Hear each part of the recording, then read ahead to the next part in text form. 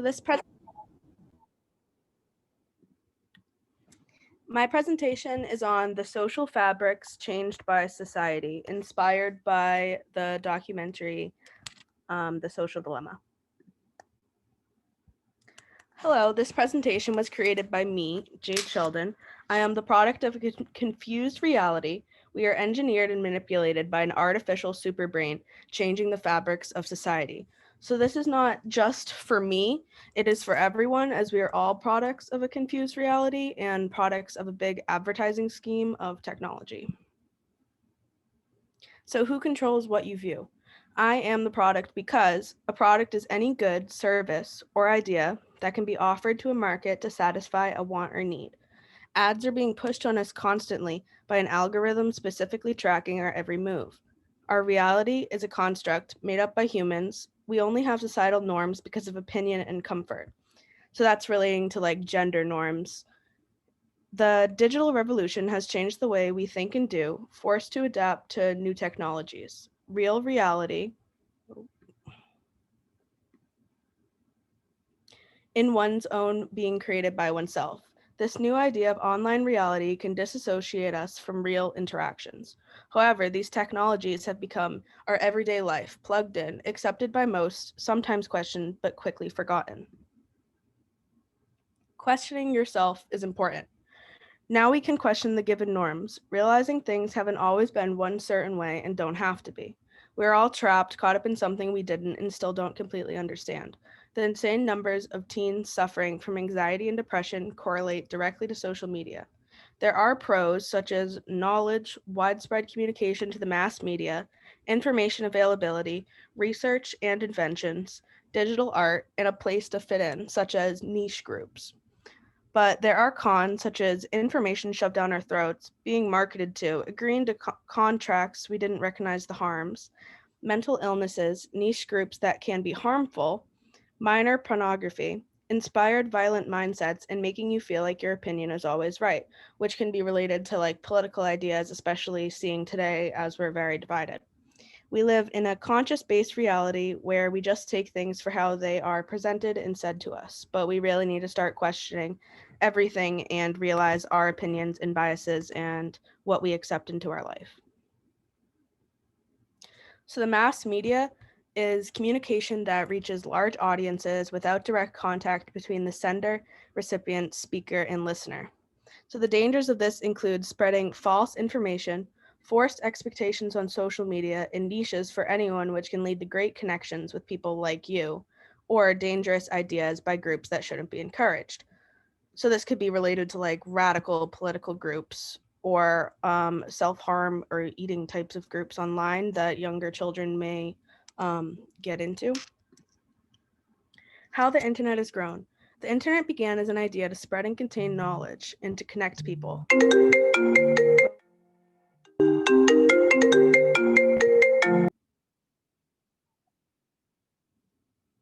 How the internet has grown. The internet began as an idea to spread and contain knowledge and to connect people. It is amazing that we can contact anyone anywhere in the world online. Now the database has grown so large, the computer is so smart, controlling you, engineered to a person's background and personality traits, luring you specifically in. I have to remind myself constantly of the dangers of being stuck in a bias by the information being fed straight to me, and to go out of my way to find the opposing viewpoints. How has the technological age affected society? The mental effect. Depression and anxiety has skyrocketed for this generation, with many studies trying to find an explanation. We have never had so much information at our fingertips. Able to look up anything, even scrolling on social media, the variety of images, ideas, and overall just an overload. In the past, humans created innovations that blew their minds, and these inventions impacted the way economics, education, communications, and more worked. People of the past knew of their culture and needs to survive, not the events all around the world at once. Today, we are surrounded by eye grabbing information. And we just kind of take this as normal that we are exposed to information from everywhere, when in the past it would have been just that.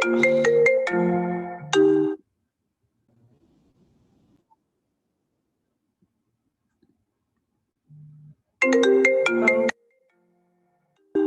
I am very sorry. So, digital connections and approval. An online avatar is representing the persona you want for yourself. This is possibly the best version of yourself and creating an expected societal standard. In reality, everyone is most concerned about themselves. We see the perfect side of people's lives online, or sometimes the worst side of them if they release something they regret later or get exposed for something, which relates to cancel culture, which there are many opinions on, and it can be arguably valid or invalid. So sometimes people's emotions are controlled by online validation as they post and try to get as many likes and comments as they can by these people that they might not even be that close with in real life. So a quote is, "Even the technology that promises to unite us divides us. Each of us is now electronically connected to the globe, and yet we feel utterly alone." By Dan Brown, Angels and Demons. This is especially concerning of the effects of the pandemic as we scroll mindlessly, and the political divide and racial discrimination, differing religious beliefs were heightened by tensions. So now we have that more aspect of separation during quarantine. So, the interests of the family. Here I tried my best to show the priorities of the pre technological family priorities. I showed them cooking together, playing outside, education, playing games, and a few more also are just work, career, um, simple life aspects. Here are some of the focuses of the modern technological era family. Politics are talked a lot about in the household. There's a lot of TV watching, video gaming, and online Zoom classes. And you don't seem to see families having dinner together as much as you might have used to.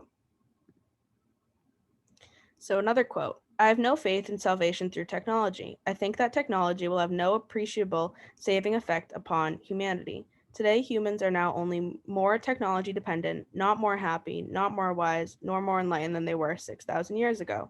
So, as humans, we kind of go by this idea that we have evolved and improved so much, which we have, and we've had many inventions, but um, we are very technologically dependent. So here's another quote by Nick Bilton. "So your kids must love the iPad," I asked Mr. Steve Jobs, trying to change the subject.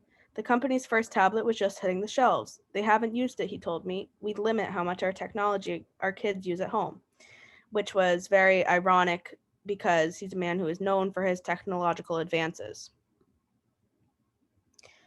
So this is an explanation of my art showing the parallel of the digital age.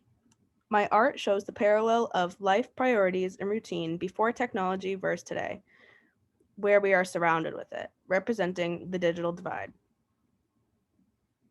So, on the left side of the parallel is the idea of living with technology. So, for number one, you can see a little boy who looks like he maybe wants to go outside or doesn't. And two and three are sitting on the couch talking. Well, four is on a Zoom call. Five and six talk while watching TV, political news stations. And then you can see the brain in the middle, which has different applications, which kind of show some of the priorities, and the brain is plugged in. And we see isolation and division versus the left side of the parallel, where we see communication and unity, and the brain focuses on family life, education, health, and career as people read the newspaper and discuss daily topics, clean the house, play outside, and go to work.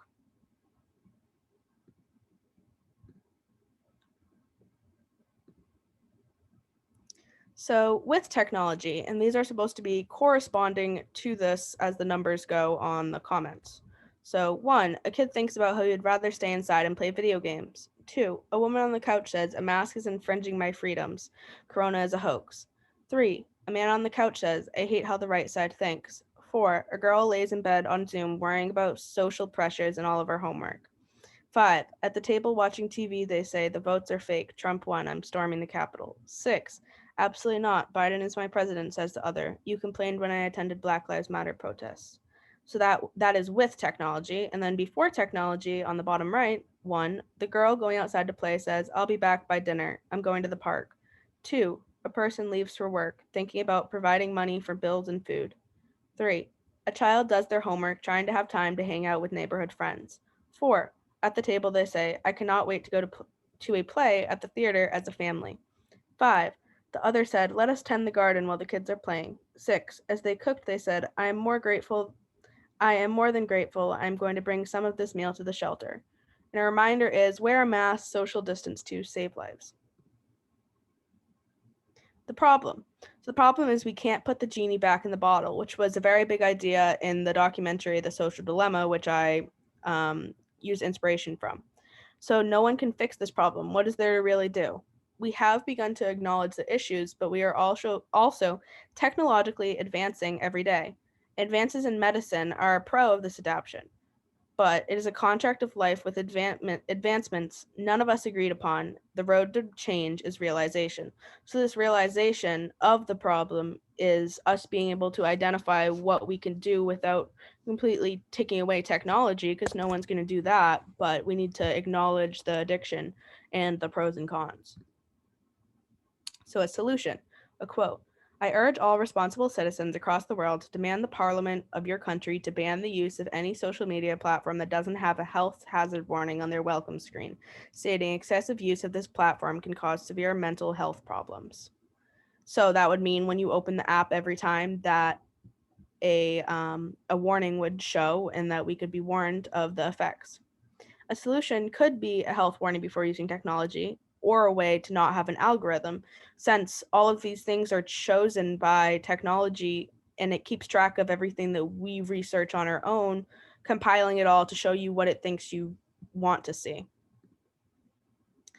So we should be able to have access to all information, not just the parts the computer chooses. Also, specifically for the app TikTok, I hope that they can put more parental controls for minors, because there's just so much that shouldn't be on there for minors, and parents need to control that. It's hard for the app to keep up with all of it. And here is my works cited.